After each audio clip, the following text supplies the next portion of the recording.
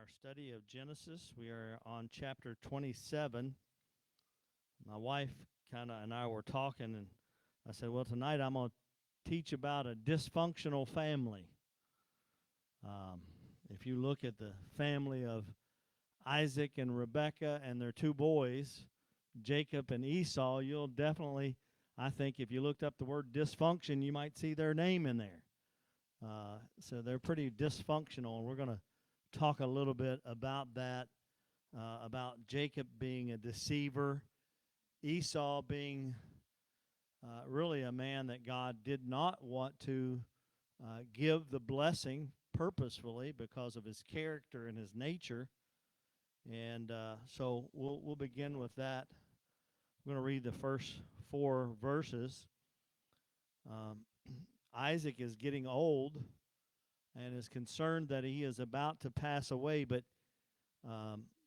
sometimes we feel like that's going to happen, and you can live a lot longer. And really, Isaac doesn't pass away for many more years, but we're going to see that he's going to do a blessing, which is customary for someone who is going to pass away, who's the spiritual head of the family and the patriarch of the family at that point. So we're going to see how all that turns out.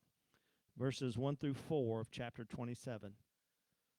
Now it came to pass when Isaac was old, and his eyes were so dim that he could not see, that he called Esau, his older son, and said to him, My son. And he answered him, Here I am. Then he said, Behold, now I am old. I do not know the day of my death. None of us do, right? Now therefore, please take your weapons, your quiver and your bow, and go out to the field and hunt game for me and make me savory food, such as I love, and bring it to me that I may eat, that my soul may bless you before I die. So Isaac here believes that his time had come, and so he's going to settle his affairs. That's what people do when we get closer to the end of time. Or sometimes if you have a bad diagnosis, you may go see a lawyer and try to settle your estate or try to make sure that your will's done or those kinds of things. And this is really the Old Testament way of him settling his affairs. He is old enough that his eyesight is very dim, and that'll play into the story that we'll talk about. He can't see very well.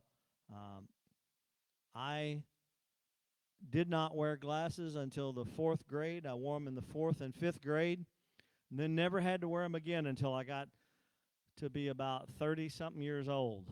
And then I had to start wearing them again because my eyesight got dim, right? So that's the way our bodies are made. And so Isaac has a request for his older son. Now, his older son is a hunter. He is a man that loves to go out into the field to hunt game and to do those kinds of things. So his father asked him to go and hunt game for him and then prepare it. Apparently, he was good at preparing the food. Now, in my mind, I've got like a deer in mind, but I don't know that there are even deer in that part of the country. But he is asking him to make me some food, go hunt, make me some food, like you know that I like it, right? That's what his request is. And so he asked for him to do that. Now, the commentary that I read a lot says Isaac asked for food, but it seems that he is mostly interested in Esau's ability as a hunter. He's getting old, and he's like, just one more time, let me have that special game that you prepare and the way you prepare it, and then I'm going to give you the blessing. Now, we'll find out as we go a little farther and a little deeper into the story, how many knows that the older you get, Not always, but sometimes our taste buds don't quite act like they used to, and so we don't eat as much, and we can't distinguish as much between certain flavors. So we'll see that Isaac is at this point because he won't be able to tell the difference between uh, Rebecca taking an animal that she has locked up and it's not a wild game and preparing that like Esau would do. So we see all this playing into the story. Now, let me just ask you a question. What was wrong with with Isaac wanting to bless Esau? What was wrong with that? Don't we all want to bless our kids? Right? But what was wrong specifically because Isaac is going to give him the blessing that is reserved for the firstborn, which we know that what happened. What did God actually tells Rebekah that the older will serve the younger. If husbands and wives are close enough, they're going to tell each other that story, right? I'm sure that Rebekah reminded Isaac often that it was actually Jacob who was the chosen one that God had chose. And the Bible would agree with me because it tells us that Rebekah loved Jacob, so she would have told Isaac all about Jacob, and he's supposed to be the promised one. But Isaac loved Esau. So we already have some issues and some dysfunctional things going on in this family where they're picking favorites. But the problem with Isaac giving Esau the blessing, not just any blessing, but the one reserved for the firstborn, was because God didn't choose him, right? God did not choose Esau. He chose Jacob. We talked about that a few weeks ago when we first introduced this family and that they're going to have two boys, is that God is sovereign. Many times we don't understand why he chooses like he chooses, but we find out later on that he knew best, right? I mean, ever had that happen in your life, right? Where you wouldn't have chosen things to go the way they went, but God knew best in all of it. So it's very interesting here. So Isaac essentially was rejecting God's path, God's way, and so that's why it would not have been correct, because God chose Esau.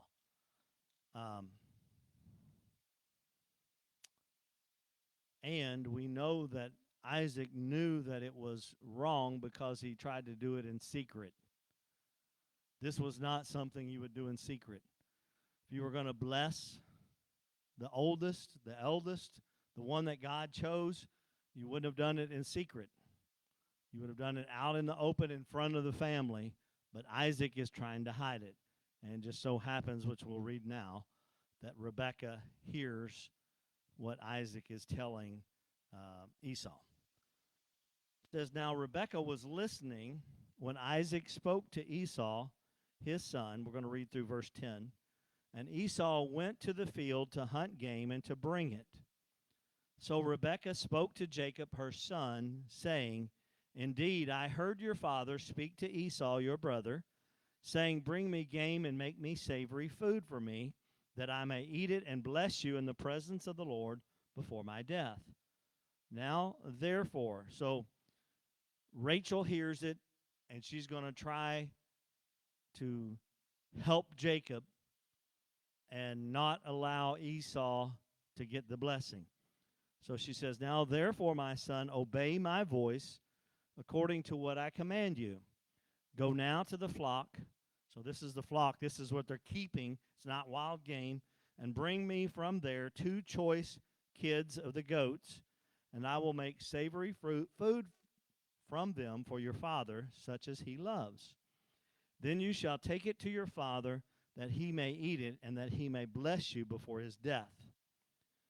So, what the Bible says here and what it does not say, it does not say that Rebekah was spying, but she did overhear it. And it could have been a casual, or she could have known, possibly Isaac maybe had mentioned something that he was going to do. And so she's watching and waiting for this to happen. And so Isaac sends Esau to the field to get him some food. So Rebekah intervenes, and she is going to be manipulative and scheming, and she thinks that while it's God's will, that she can help God. How many knows that God doesn't need our help, right? God doesn't need our help. If he has said this is the way it's going to happen, then he didn't really need Rebekah's help. And so interesting as we see that. And here is where I said that Isaac is old enough that he can't tell the difference between the wild game and the goats that Rebekah is going to prepare. And maybe she just has a special knack about making that, and that it's just like what Esau would make. So very interesting. Now, we've talked about the nature and the character of Esau being totally different from Isaac and from Jacob. But not only is their character and nature different, they look different. One is hairy and an outdoorsman and is going to have rough hands and all that kind of stuff, and the other one is not like that. And so we're going to see this. Let's read verses 11 through 17. It's kind of a long chapter, so I'll do a lot of reading. Just follow along with me if you can. So 11 through 17 of Genesis chapter 27.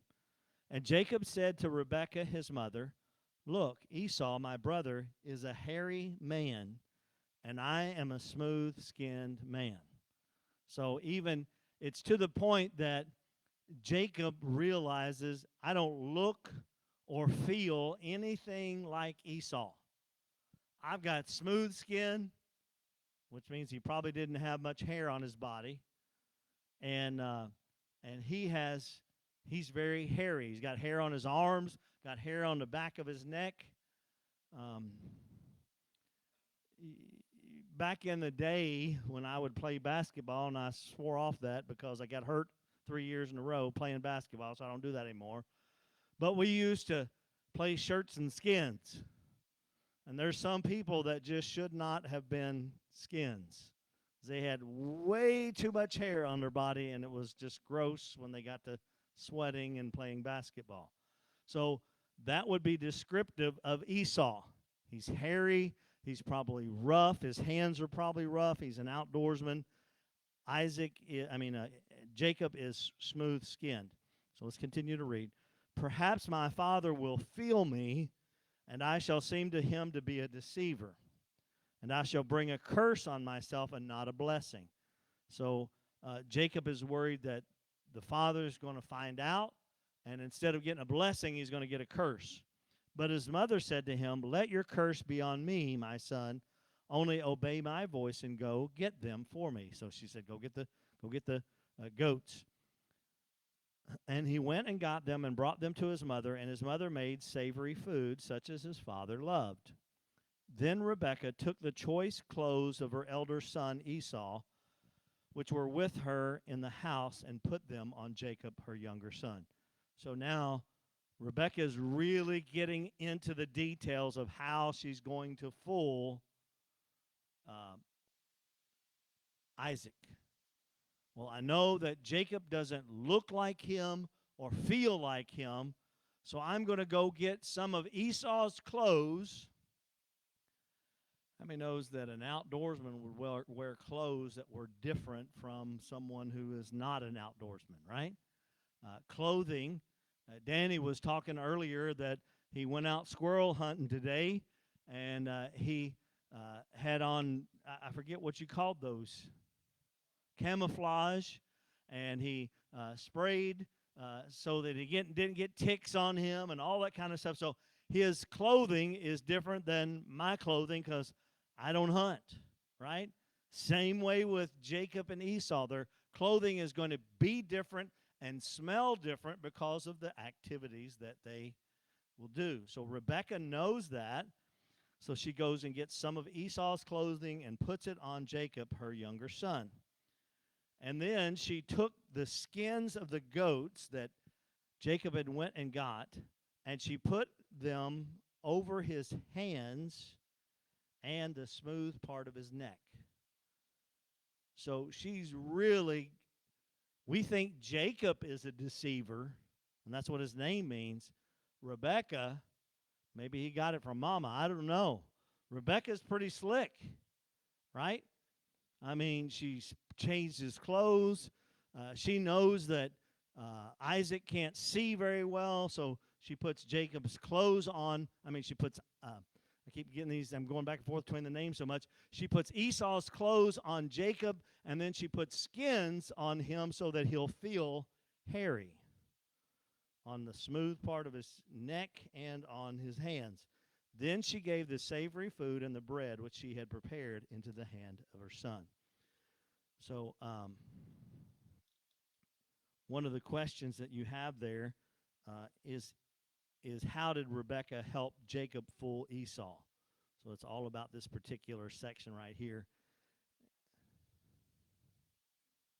Yes, it was. Even in my questions, I got it wrong. So how did Rebekah help Jacob fool Isaac is what it should say. So apparently I was struggling with that even when I was writing my questions. So we see this happening. Jacob is participating in the trickery, which goes right along with his name, which means a scoundrel or a deceiver. And he allows his mom to take part of that. Now, when you look at this family, the father trying to give Esau a blessing when he knows God doesn't want it that way.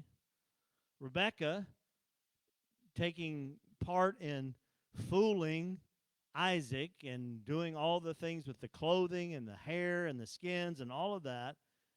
Esau, so we haven't talked about Esau. Esau knew himself that he was not to get the birthright. Number one, even if his mom hadn't told him that God said that Jacob was going to get the birthright, he knew that he had sold it to Jacob, right? So all of them are guilty in some way. Jacob's guilty because he's participating in this, even knowing that he has the birthright. So he's going along with all of this. Everyone acting in a self-centered way, not acting in spiritual wisdom, all these kinds of things. All of this is going on, so they're all they don't trust each other. I said we're talking about a dysfunctional family, right? This is what we see here. It doesn't play out well for them at all in the end. So they're plotting against each other. They don't trust not only each other, but they don't trust the Lord because the Lord's already spoken about what is going to happen. So anytime we're in a family and the trust is broken, we need God to intervene. Amen?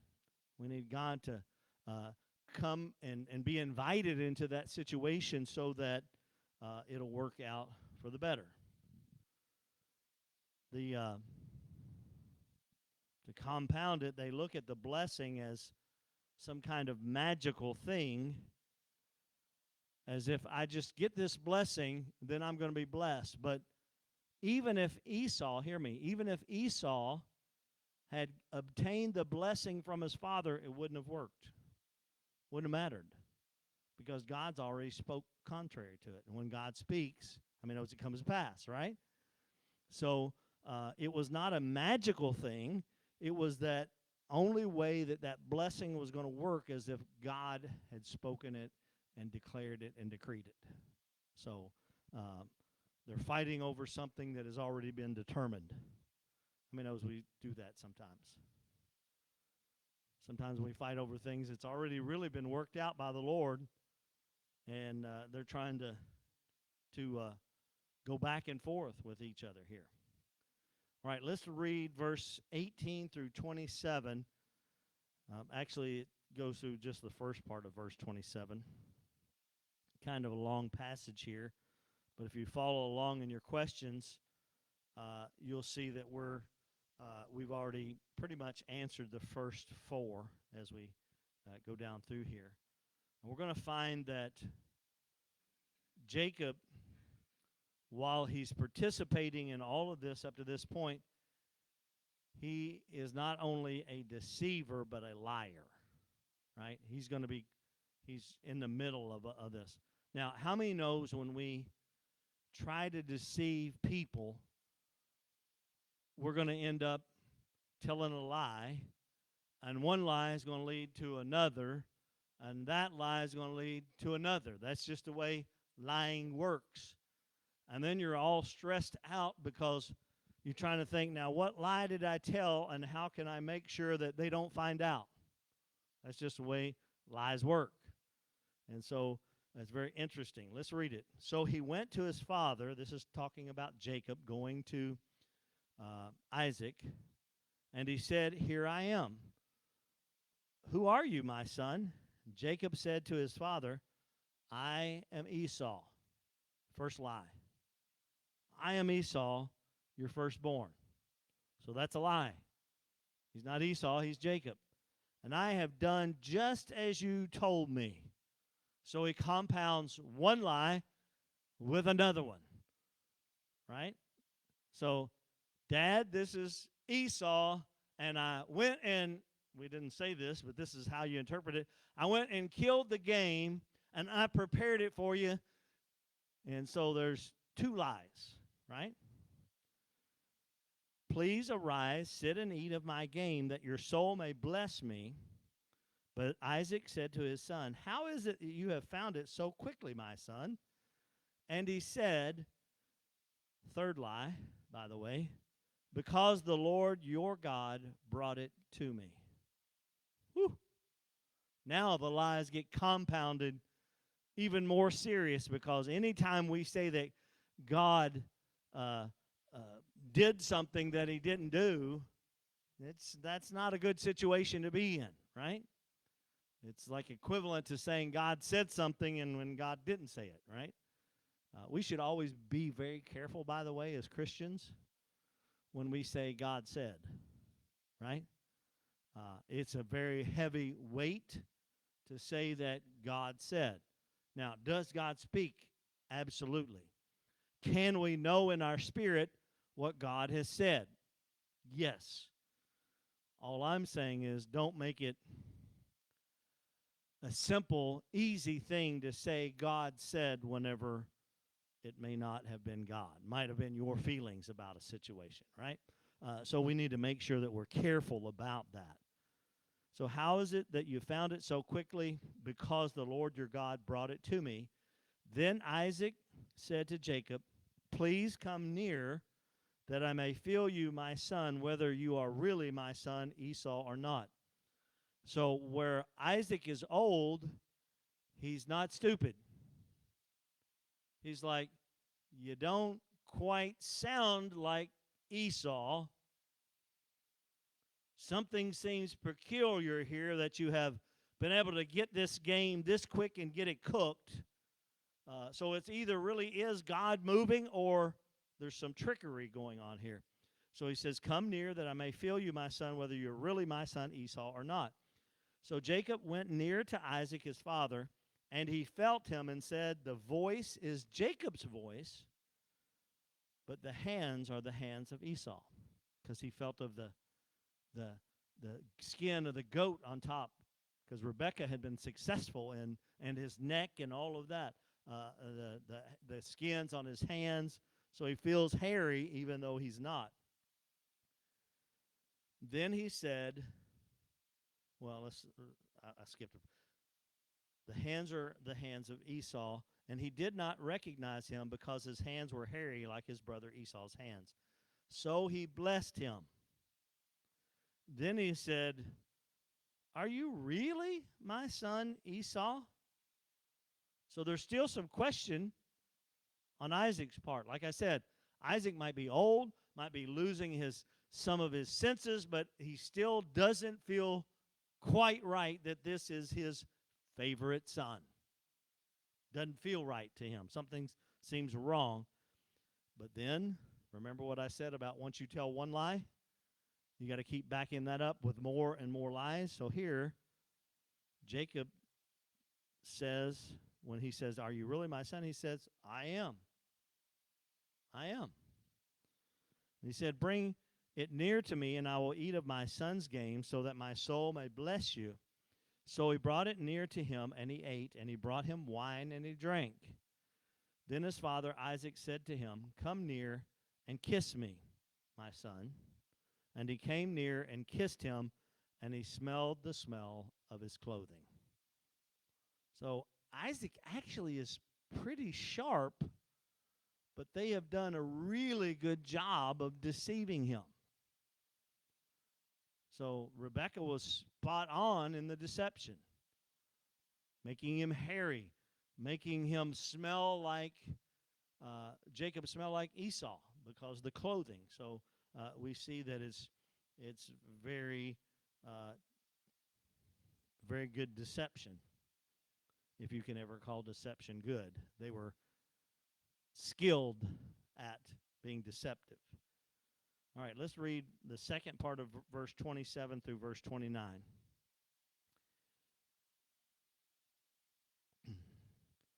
He smelled the smell of his clothing, and he blessed him and said, surely the smell of my son is like the smell of a field. His clothes smells like a field because he's out there hunting, right? He's an outdoorsman, which the Lord has blessed. Therefore, may God give you of the dew of heaven.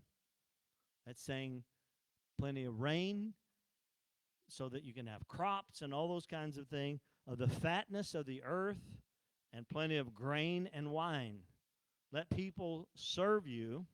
So he's promoted him into a leadership role in the family, not just physical leadership, but spiritual leadership. Because remember, we talked about the covenant being more than just all the goods being transferred, but because it is a covenant with God, there's a spiritual aspect to this. So, and the nations bow down to you. Be master over your brethren. So he's made head of the family. And let your mother's sons bow down to you. Now notice he said your mother's sons. Why? Because he had a favorite. We get in real problems when we have favorites in families, right? Especially if that favoritism goes to the point that you are blessing one more than the other and doing those kinds of things, right? And let your mother's sons bow down to you.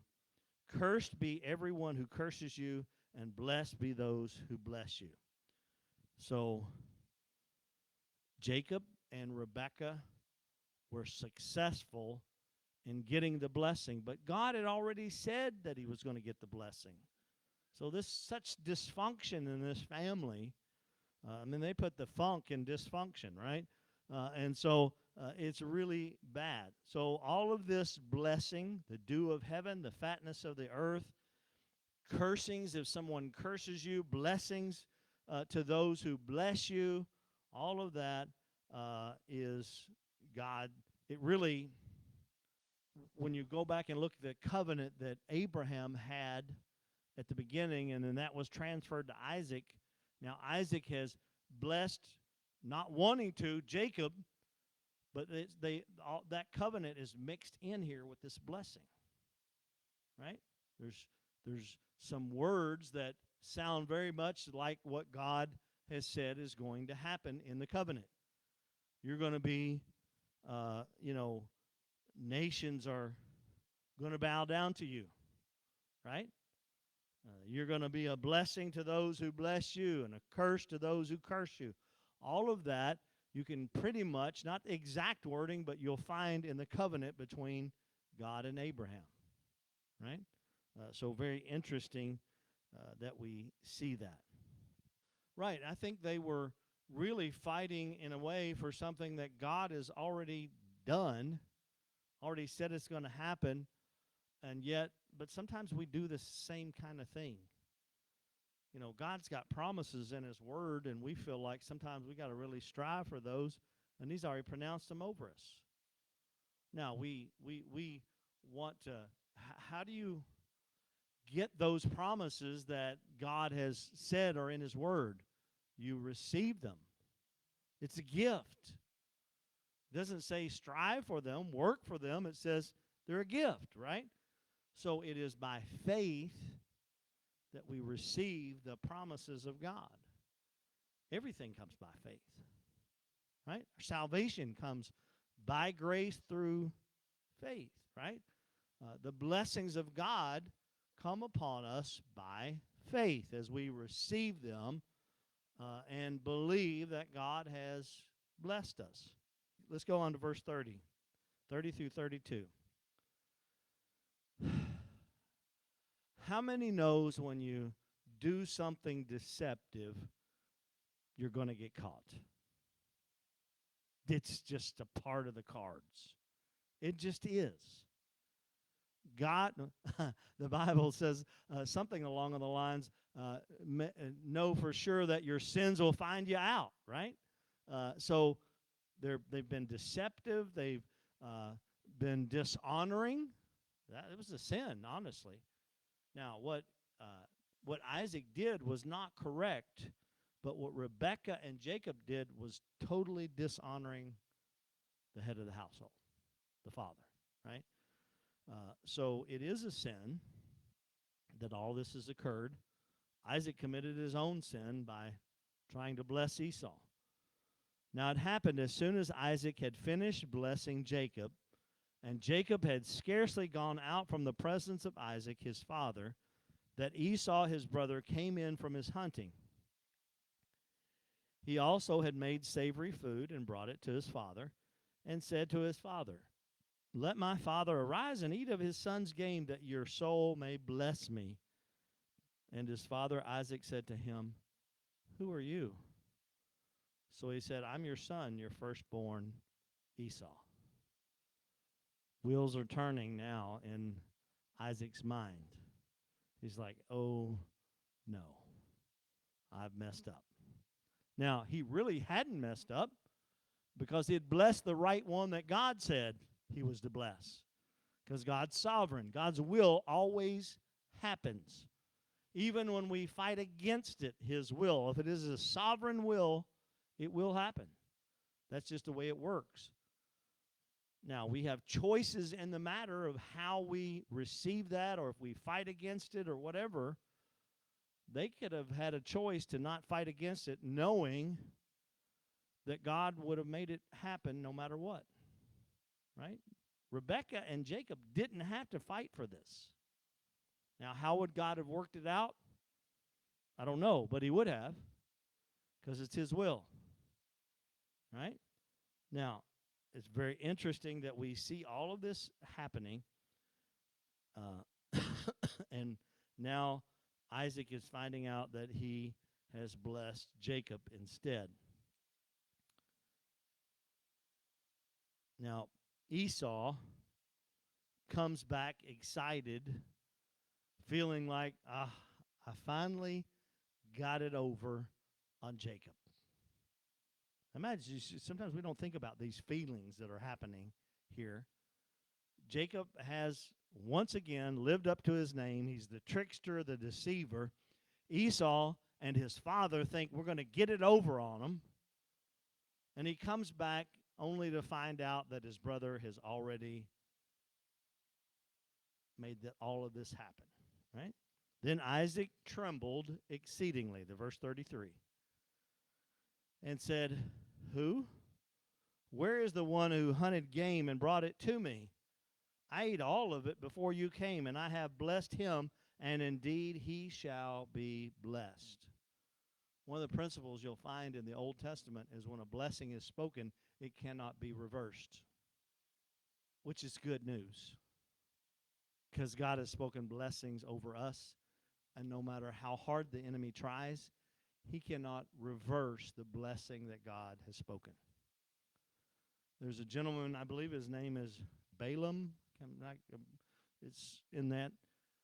He's hired to speak a curse over Israel. You read this story? But every time that and they paid him money, like good money, to do this and speak the curse over Israel. Every time he tries to speak a curse, it comes out a blessing. Right? So it's good news here for us to understand. Isaac understands it. I blessed him, and indeed he will be blessed.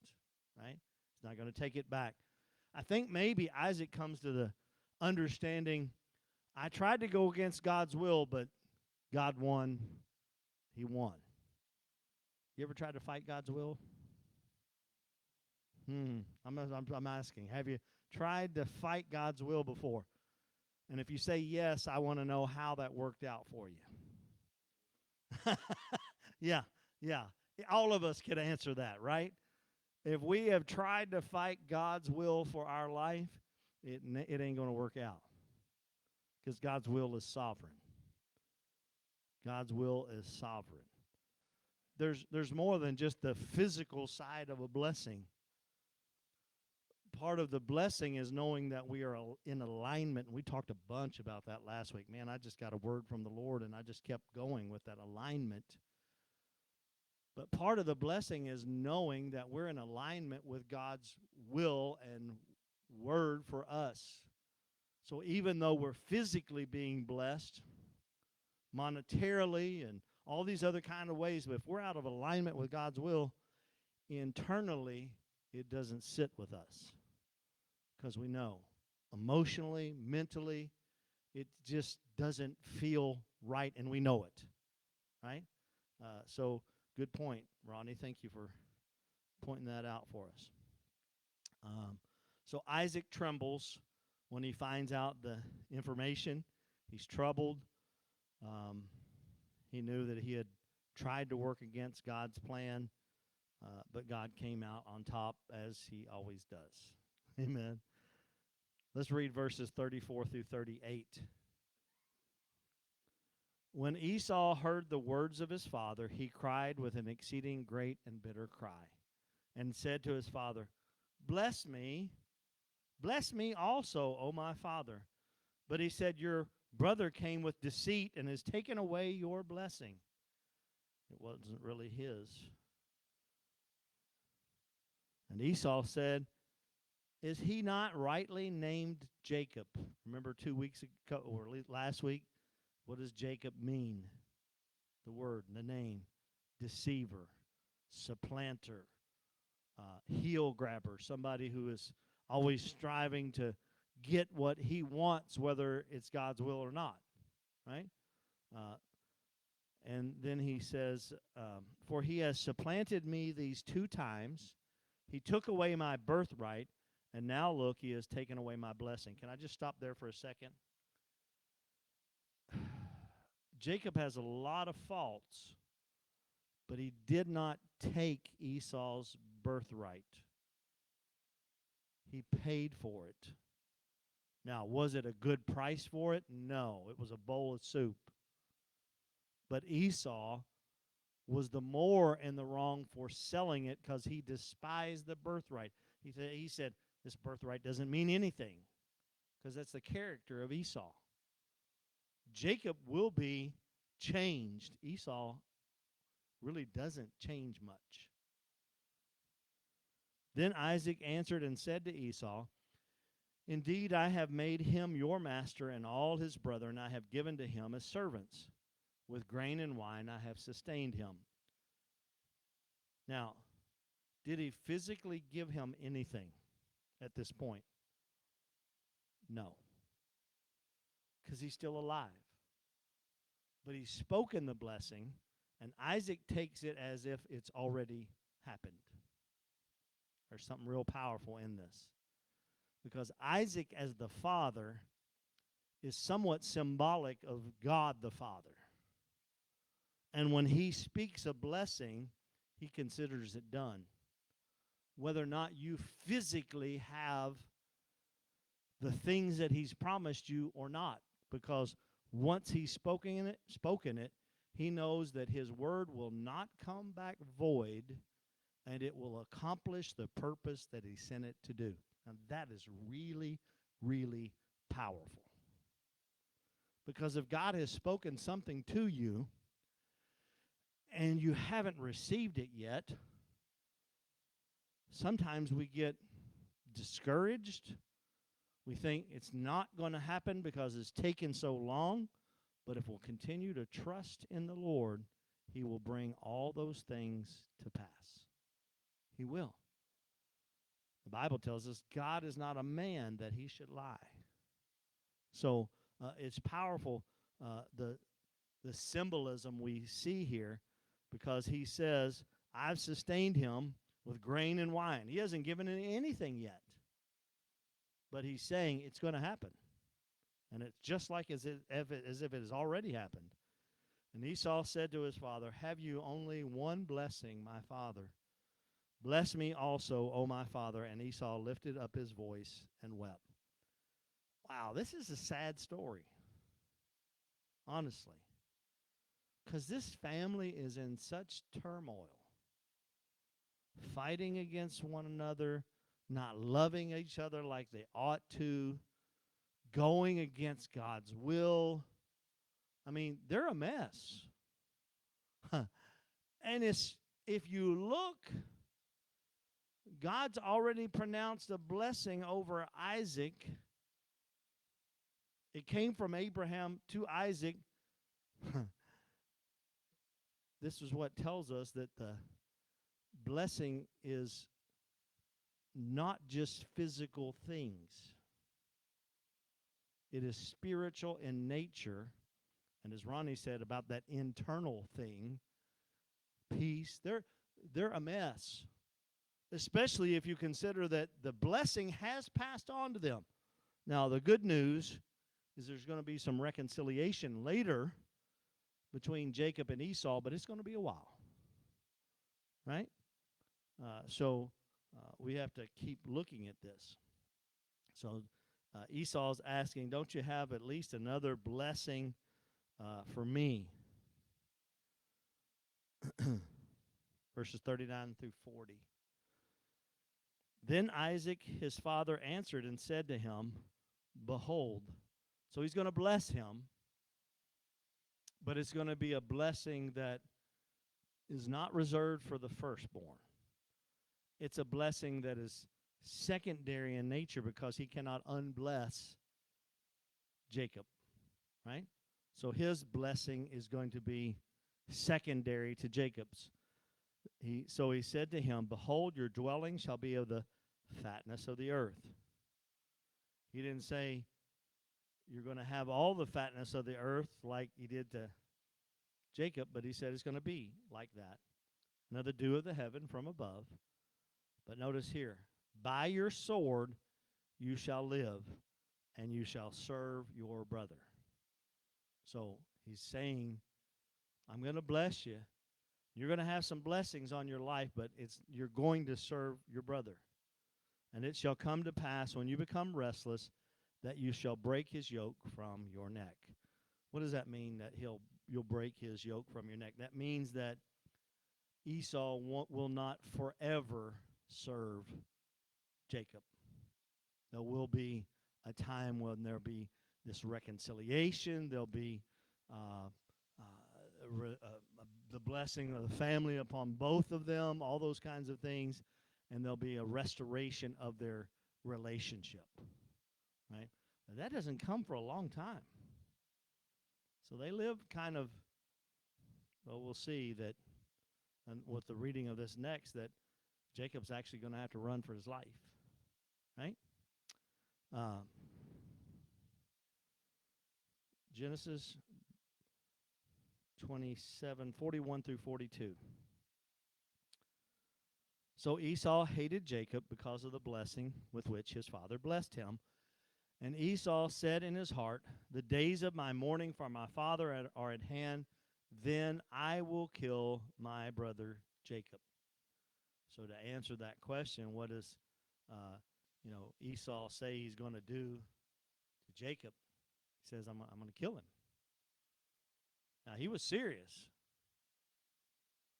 He felt Jacob had done him totally wrong, deceived him not once but twice. All of this, so there's a lot of hatred, a lot of anger, and we see that. So he he said in his heart, "I'll kill my brother Jacob." And the words of Esau, her older son, were told to Rebekah. See, Rebekah's she's just in the middle of all this. She's in the middle of it all. Well, instigator and here a protector of Jacob. And the words of Esau, her older son, were told to Rebekah.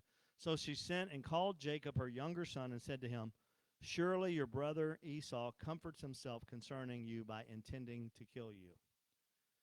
So Jacob could have thought, well, for some reason, Esau doesn't seem too mad at me right now. Maybe it's going to be okay.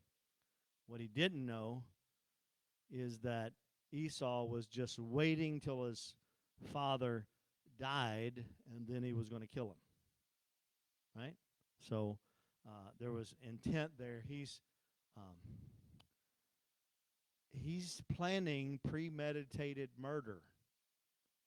I'm going to wait till Daddy dies, then I'm going to kill him. Right?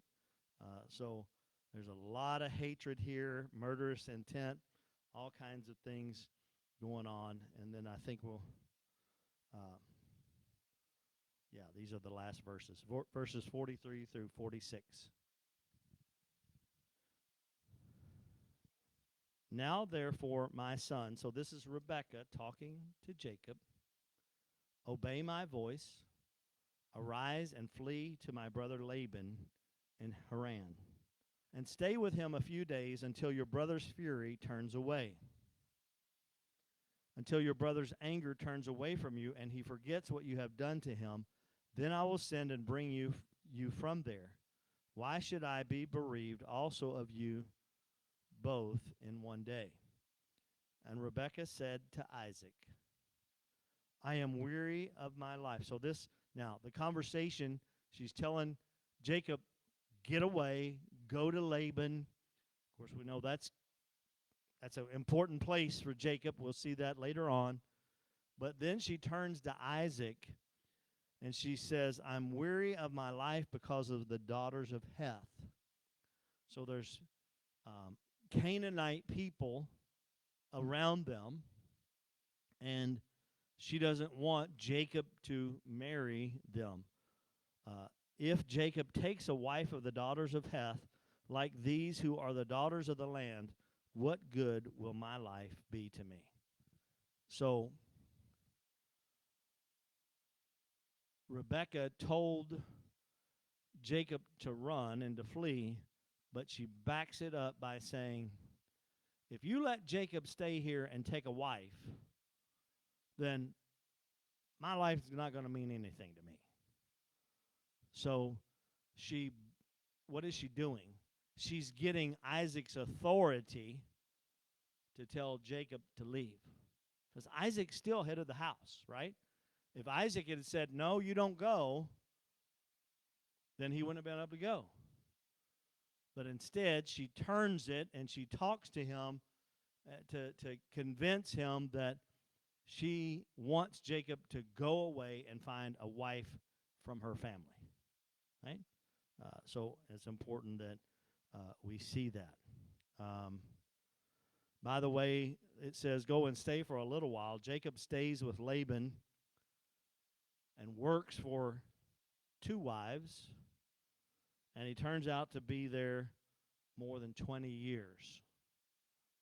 During that time, Rebekah will die. So she will never see her son again. But she did everything she could to protect him. right?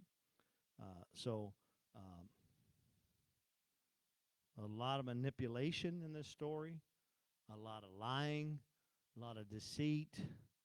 It's really kind of a tragic story. Each one of them, Isaac, Rebekah, Esau, and Jacob, all have a hand in this tragic story, but God's will still gets accomplished.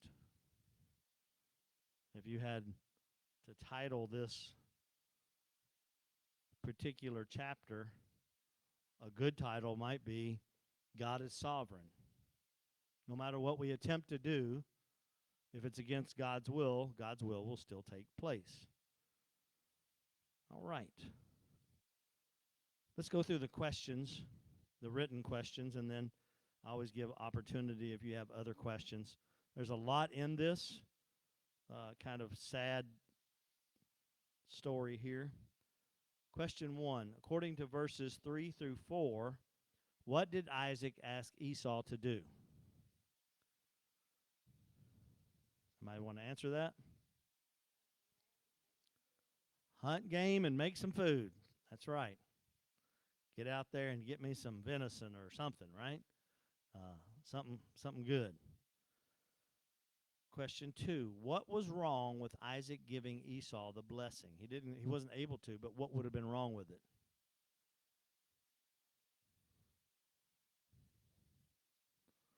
Well, Esau had sold the birthright, and what else? It was against God's word. What did you say? Same thing. Okay. So God had not chosen it to be that way. It was against God's plan, God's word. But also it had already been sold.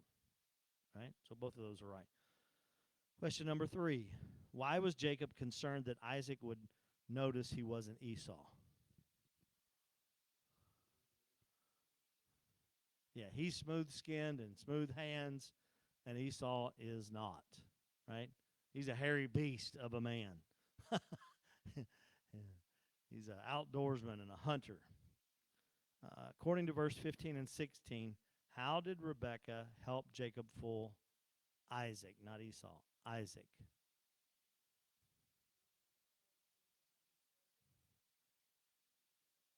And one other thing. The what? The hides over his hand and the back of his neck, right? Okay. What 2 lies? Now, this is just according to verse 19, because he tells another one later. What 2 lies did Jacob tell to his father? First one. He said, I'm Esau. Second one. I did what you said. Question 6. What other lie did Jacob tell according to verse 20?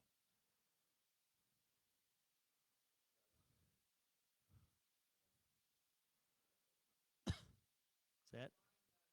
God brought him, yeah. God allowed it to happen. He brought him the gain quickly, right? Question 7, according to verse 33, what was Isaac's reaction when he discovered he had blessed Jacob?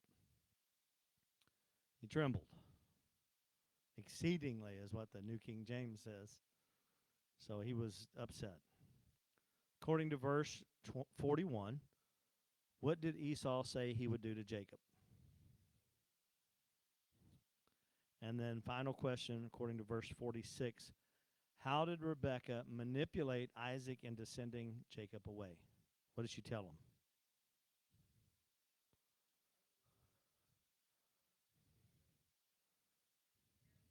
Yeah. My life's going to be worth nothing if you allow Jacob to marry one of these daughters of Heth.